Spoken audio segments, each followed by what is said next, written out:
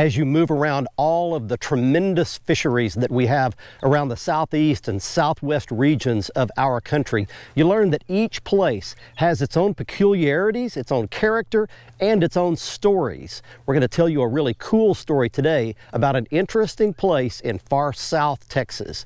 I'm glad you're along with us for the next half hour because Let's Fish TV is on the air right now. That is a fish. Oh man, look at this. It's time for the only program that brings you real-time fishing reports from the Southwest region every week. Oh my gosh. Oh, look at that. Woo! This is Let's Fish. Hi everybody, this is Let's Fish TV because that's what we do. We're going bass fishing on this week's show. In the next half hour, we're going to take you out on a lake that I haven't seen in more than 20 years, tell you a really cool bass fishing story. Now in order to do that, we've got the Lowe Stinger 198. Fully rigged and ready to go. It's got the Mercury Pro XS 115 hanging on the back of it, the power poles all loaded up. And in order to demonstrate this story and what's happening, I'd like to bring you to beautiful Choke Canyon Reservoir. It's a big old lake located kind of out in the middle of nowhere in South Texas. It's about halfway between San Antonio and Corpus Christi. It's got several species of fish in it, but we're going bass fishing this week. The lake has experienced something truly unique over the last couple of years, and to help us tell that story, my friend Mike Bates, who fishes tournaments professionally and also guides here on Choke Canyon, is going to jump in the boat with us and help us understand what's happened to this lake and the bass fishing recently. And I'll give you a clue, it's a good story that you're going to like. While we're doing that, we're taking you around your local region for this week's fishing reports from our expert team of Let's Fish insider reporters from lakes, rivers, and bays where you live. They'll bring you up to date on both the saltwater and the freshwater fishing. So right now, the Lowe boat goes down that boat ramp into Choke Canyon Reservoir. The next time you see me, I'll be out there with Mike Bates catching some bass. Right now, let's get things started back at the studio and your weekend planner. Hello everyone, the Salooner tables are indicating fair game fish activity for both days this weekend. Peak daytime hours begin at 10:55 on Saturday and 11:30 on Sunday. The best nighttime fishing will take place after 11:20 on Saturday and 11:55 Sunday night. The sun will rise at 7:31 and set at 7:42. In evenings, we'll have a moon that is only 8% visible. Stick around, we've got fishing reports from across the area on the way. Plus, I'll return with crappie expert Wally Marshall to answer this week's Ask the Pro question. Stay with us. Let's Fish TV is proudly backed by Mercury. Go boldly. Lowrance, America's #1 fish finder. Lose, feel the difference. And by Gulf Shores and Orange Beach, Alabama. Get our free fishing guide at orangebeach.com. Oh my gosh, look at this bass. Boom! Got her. Oh, baby. Look at that biggin'. Woo! Oh my gosh.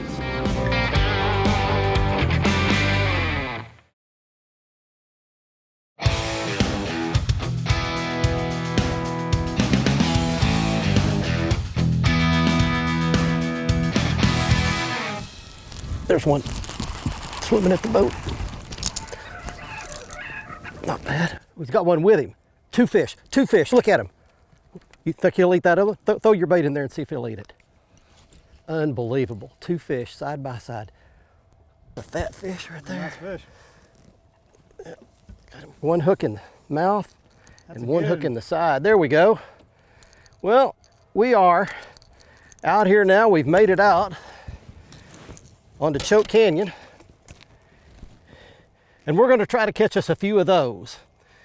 Clear, beautiful water in there, lots of hydrilla, and away that fish goes. Mike Bates has joined us in the boat. He fishes tournaments all over the place and guides right here at Choke Canyon. And we're just in a giant hydrilla flat right now. Why don't you describe the area we're starting today? Basically, it's called Wasatch Island, and what it is it's just tremendous amounts of flats. I mean, it's acres and acres of hydrilla flat, not really deep, but what the fish do is they come in here and spawn, and then basically they'll stay in here for a period of time until it gets too warm, and they'll start moving back out into their summer areas. Which is where they're going next. We're on the tail end of the spawn, even though it's still spring.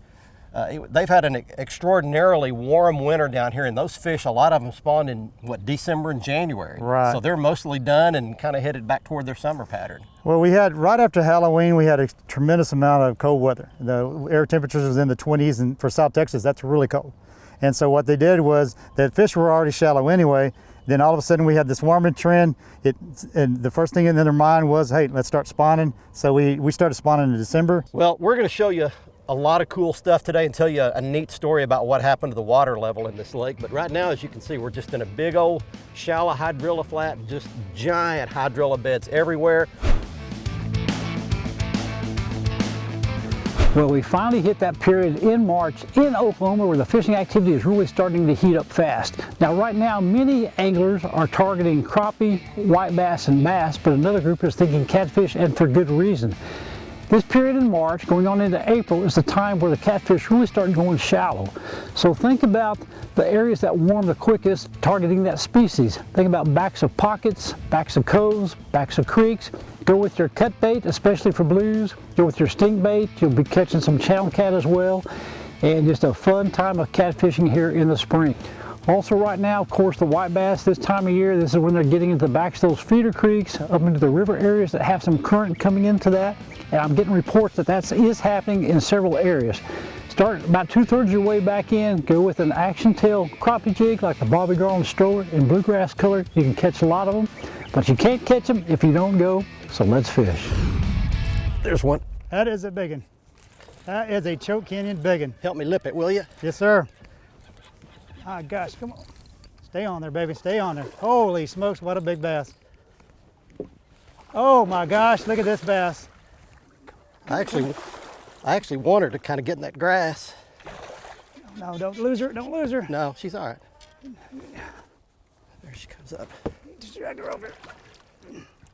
Boom! Got her. Oh, baby! Look at that big one. Oh! Oh my gosh! We've got the biggest thing in Choke Canyon. Oh man! Look at the size of that, Mike Bates. That's a winner, man. Boom! Mike Bates Guide Service will put you on the biggest bass in Choke Canyon Lake right there, folks. Oh, what a specimen. What'll she go, Mike? That's every bit of 10, man. Yeah. That is a big giant bass. At least a 10-pounder. At least 10 pounds, maybe more. That one hit a little Gene LaRue rattling crawler. How about that? That's great, man. That is a Choke Canyon special. They're only like 3 ounces off and of normal tournament scales, so it's actually 3 ounces light. So let's go ahead and weigh These her. weigh 3 ounces light? Yes, sir. Well, you're in the tournaments all the time, so we're going to add 3 ounces to whatever Yep. it is, I guess. All right, there we go. You got it clipped on. 10-3, 10-3. Yep. We got a 10-pounder. That's a good one, man. That is a Choke Canyon giant. Choke Canyon's hot, buddy. You bet. All right, well, we got one big girl. I'm gonna have to, when I catch a big one, I always do one thing, and that's I dig around and I take a heart pill. Okay. There's your little Choke Canyon fatty right there with some hydrilla on it.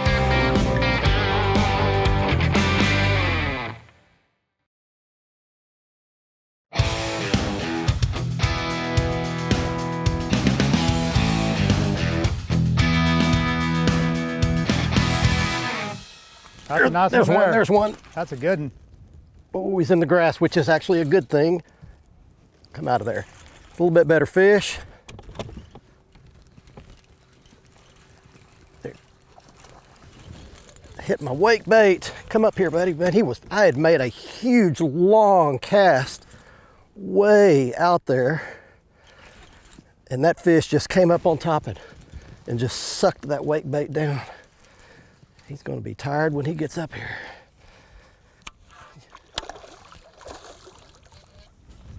There we go. There's your little Choke Canyon fatty right there with some hydrilla on it. Welcome back, everybody. We're fishing Choke Canyon down in South Texas today. And I'm actually catching these fish on a new bait. That's that Strike King KVD wake bait. I'll show it to you again later. Fishing with Mike Bates today on what has turned out to be a lovely fishing day. I mean, there's a front coming in later on this evening, and the wind's supposed to blow 30 miles an hour up to 40 tomorrow, but today it's just gorgeous. Watch, look at this clear water right here. When I release this fish, I want to show you this. Look at this. Just to give people a projection of what's going to happen next as we get into these hotter summertime months, and it does get hot down here in South Texas, they're going to tend to move out of this stuff and back to the outside edges of the hydrilla beds. Right. Deeper water. Because what'll happen in here is she's going to completely top out. So when the grass tops out, so you wouldn't be able to fish in her back in here anyway, but a lot of the fish like to move to the outside edges, and then what you'll end up doing is Texas rigging the worms, or you'll actually be punching heavy weights through the grass. Wow. Well, come on out here. It's going to be good right through the summertime, so we'll give you Mike's contact information and some good contact information of where to stay up at Choke Canyon Lodge in just a couple of minutes as well. Hey folks, Captain Greg Verm here for this week's Upper Texas Coastal Report.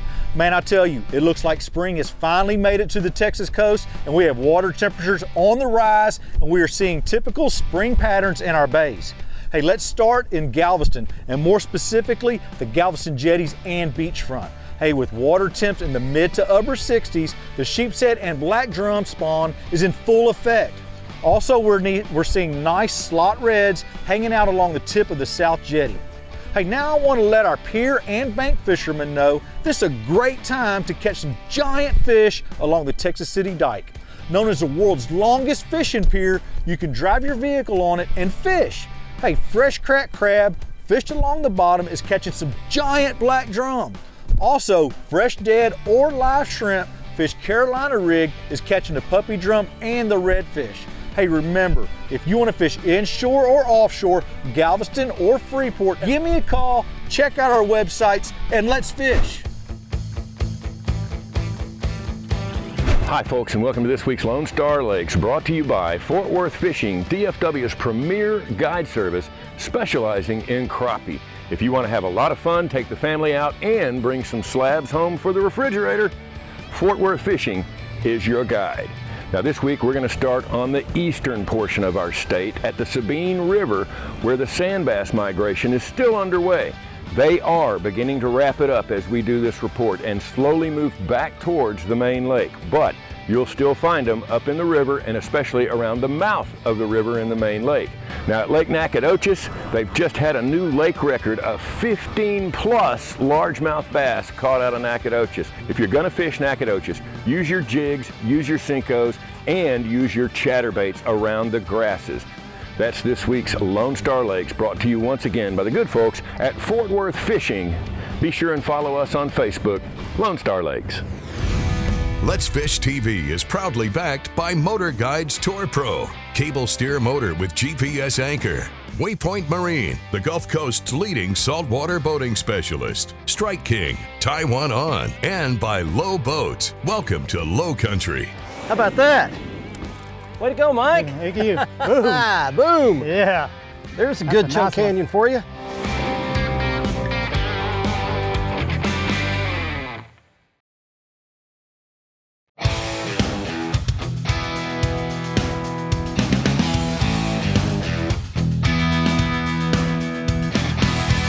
Hey, you got fish. Decent fish. Yeah, that's a good one. Come in here and grab him for you. Straight down. Under the boat. And back out. And he is a mad dude. There we go. How about that? Way to go, Mike. Thank you. Boom. Boom. Yeah.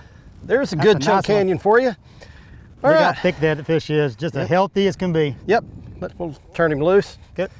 And I want to ask you something about this lake level. You know, I mentioned at the beginning that Mike was going to join us and that there was a story about Choke Canyon. Everybody loves a good fishing story, and this is a great one. Tell us about the history over the last 10 years of this lake. This lake was super low for a long time. What happened here? Well, last 10 years we had no water, no floods on the Frio, and so what's happening for 10 years, it's been between 20 and 29 feet low. So Wow. what happens is there's no shoreline structure for them, so they go out and suspend, and it's really hard to catch suspending fish. And now, you know, we had that nice rain in October of 2018, 30 inches of rain up there in Lake Uvalde area, had a 10-foot rise, a 6-foot rise, and we got water coming into the lake, but it rose up gradually, so it kept the grass. That was the key. If it would have rose up too much, we'd killed all the grass, and then we would still been in the same issue that they would have had no shoreline cover. So hydrilla is always your friend. Well, I want to show you what some of this hydrilla looks like. It is beautiful. Every cast looks like you ought to catch a fish. It's just big old mushroom pods of this hydrilla growing up everywhere, scattered in between this Wasatch and salt cedar brush. And there are pockets and holes in it. It's a lot like saltwater fishing. You're fishing these open pockets and open holes in this stuff. But a 16-foot rise in less than a month. That's just incredible on this lake after going 10 years without any water. So that's the success story of Choke Canyon, and the fishing is just proving it right now. Hey friends, Captain Kevin Broussard here with your fishing report from Louisiana. We're going to move on down to Venice, Louisiana. I talked to a couple guides both inshore and offshore there this past week. Tell you what, inshore, lots of good redfish getting caught. Shallow water, live shrimps are always best on wind-blown points, but I tell you what, are some getting caught on gulp and Johnson Gold Spoons. Offshore, tuna, and also a couple of billfish and wahoo showing up. Tell you what, on the freshwater scene right now, over there around Houma, Louisiana, Henderson Bayou and all that, lots of crappie getting caught, light jigs, Rockport Rattler jig heads with some little tubes on it. Tell you what seems to be the best, anywhere from 2 to 5 feet of water around cypress trees or in some little flats with some moss. Tell you what, for old Cajun Phil, Captain Kevin Broussard here at Cajun Paradise Charters in Hackberry, Louisiana. We'll see you next week. You got one? Yeah, got one here. It's a good fish there. There you go.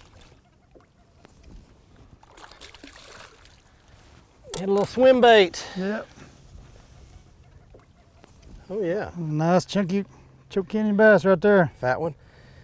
Okay, well, we're still out fishing this big flat, and you know, you can actually see there goes the fish back.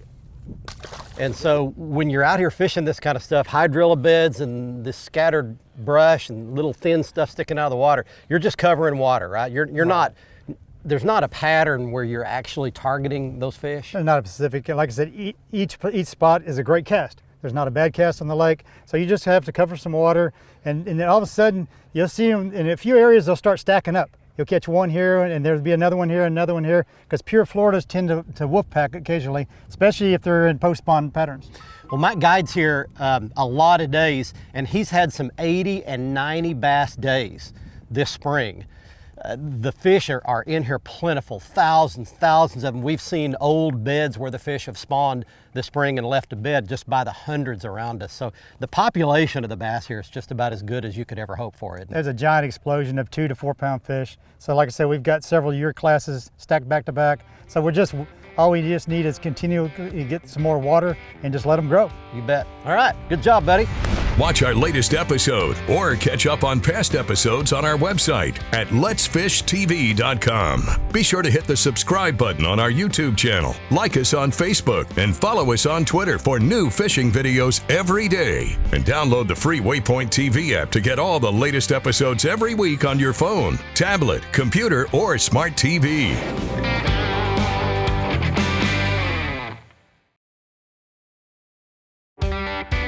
Let's Fish TV is proudly backed by Bobby Garland Crappie Baits and the original Baby Shad and new slab Huntar Minnow. Glacier Glove. Stay outdoors longer with our gloves, hats, and shades. Balls Out. Made in the USA. Heavy-duty mounts for your fish finders. And by Camus Boats. Tomorrow's tournament boat today.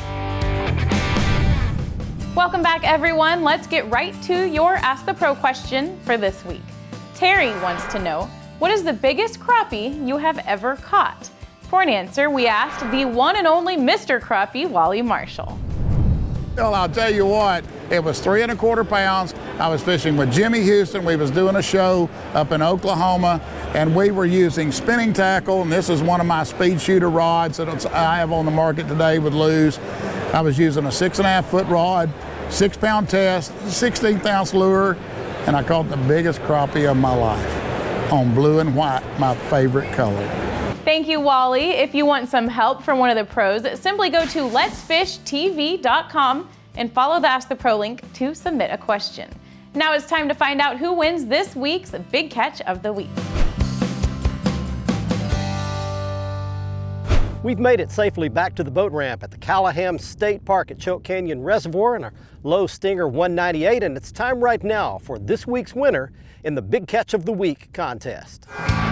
He's Anthony Wynn of Haltom City, Texas, showing a 10.1 pound largemouth bass he caught at Grapevine Lake in Texas.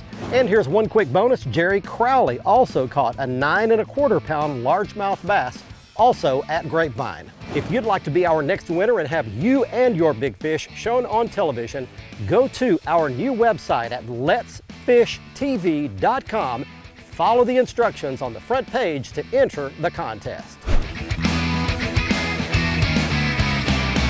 Here's some of the gear that we used to catch these bass, including that giant one that you saw this week on the show. It begins with the Lou's custom speed stick rod. It's a 7-foot 6-inch medium heavy action rod. It's got the new G-clutch handle that puts you directly in touch with the rod blank so you can feel every strike, and that was critical to detecting these light strikes today on these wake baits and the plastic baits we were throwing. And we had it rigged out with the Lou's Tournament MP bait cast reel. It's one of the newest in the Lou's line. It's a beautiful, smooth reel, fits perfectly in the palm of your hand. I love this reel, my first time to fish with it. As far as the baits were concerned, we used 2 of them to catch these fish. It begins on the top with the Jean LaRue Rattlin' Crawler. Now the cool thing about this bait is it's got some kicking legs that swim through that grass. It's got a hollow body. If you want to rig it weightless, you can. It'll float right over the top of the grass, or you can put a couple of glass beads or a small tiny weight up inside that hollow body. Then this was my first time to fish with the new Strike King KVD 2.5 wake bait. It's got a very flat bill on it that lets it stay right on top of the water. You can either hold your rod tip high and keep it right on top, or drive it just under the surface by pulling your rod tip down low. Recently, I was flying home on an airline and I had the proverbial screaming kid just a couple of rows in front of me. The poor kid's ears were hurting. He screamed the entire flight home, no matter what the parents did. After we landed, I was bracing myself for what I figured was the oncoming barrage of ugly and sarcastic comments coming from those passengers toward those parents as they exited the plane. But what I heard was something very surprising. Those parents were being comforted and consoled and hugged by other passengers who said, you know, we were once parents of screaming kids as well. It's okay. And in that moment, I was encouraged to know that yes, compassion can triumph over criticism, and good can still triumph over evil in this world. What a trip we enjoyed today with Mike Bates here at Choke Canyon Reservoir between San Antonio and Corpus Christi in South Texas. We caught a bunch, and we'll give you one more quick look at that monster 10-pound, 3-ounce bass that we wrestled into the boat, one of the biggest bass I've ever caught in my life. If you'd like to come and book a fishing trip here to Choke Canyon, you can do that by contacting Mike Bates at the information you see on your screen. And if you want a great place to stay when you come here, we can highly recommend Choke Canyon Lodge. It's a very short distance just across the street from the lake. It's got very comfortable rooms, beautiful setting, a great place for you to back your boat into a stall and charge it overnight. Wonderful people running it, everything you could possibly want at Choke Canyon Lodge. My wife and I very much enjoyed our stay there. From beautiful Choke Canyon Reservoir, South Texas, until next week, I'm Barry Stokes saying, let's fish, be safe, have fun. Bye-bye, y'all.